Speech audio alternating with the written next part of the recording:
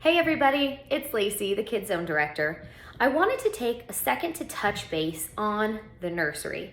It's a really interesting age group for learning and development, and so I wanted to touch on how we can teach them about their relationship with God at this young age, because it's going to look different than it will look in the other classes, but it's still possible.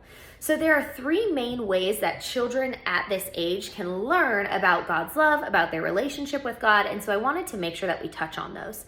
So the first of those is attachment. Attachment is a key foundational developmental principle for this age group. From age birth to age 3 to 4, attachment serves a really important foundational piece for their general development.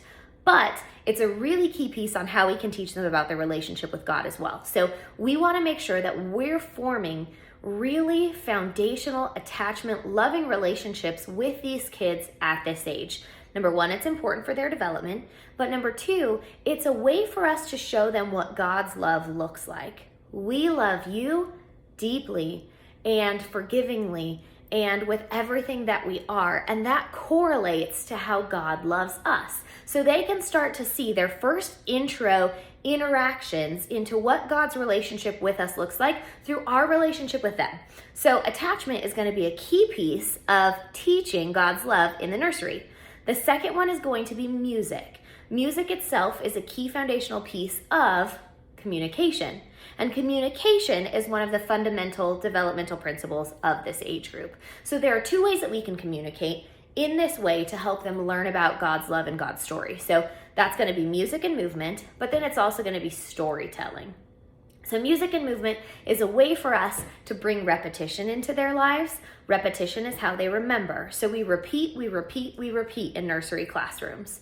So repetition through music is a really easy way for us to get them thinking about God, because we have songs that teach us little words and little rhymes that we can remember. So for example, there's a song for the nursery age group that shouts, "God makes me brave."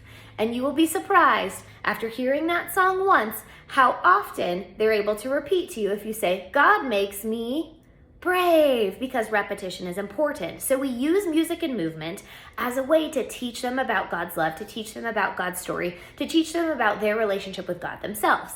And then the third way is going to be storytelling. They're really receptive to language. They're really receptive to communication. So we're going to use storytelling and communication to help build for them this foundation of what it is we're talking about. Children at this age don't understand things that are not tangible. It's very hard for them to understand something that they can't see and hold. So we have to lay the foundation of hearing about these things. That way, as they get a little bit older and they start to grasp things that they can't see, and they start to understand things that are a little bit harder to actually understand without holding it in your hands, they have some foundational groundwork for that. So we're going to tell stories about things that they can know and understand, and we'll tell them about God. Even though we can't see him, we can't touch him, it's still important to kind of lay that foundational groundwork for them, because as they get older, they'll start to understand it. So those are really the three key ways in the nursery that we can teach about God and God's love and our relationship with him. Again, that's going to be attachment and bonding with our teachers. Really important for us to show love to them because God shows love to them. Number two, music and movement. Repetition is how we remember things at this age. And then third, storytelling. This allows us the communication foundation of learning about God and his story and how it relates to us.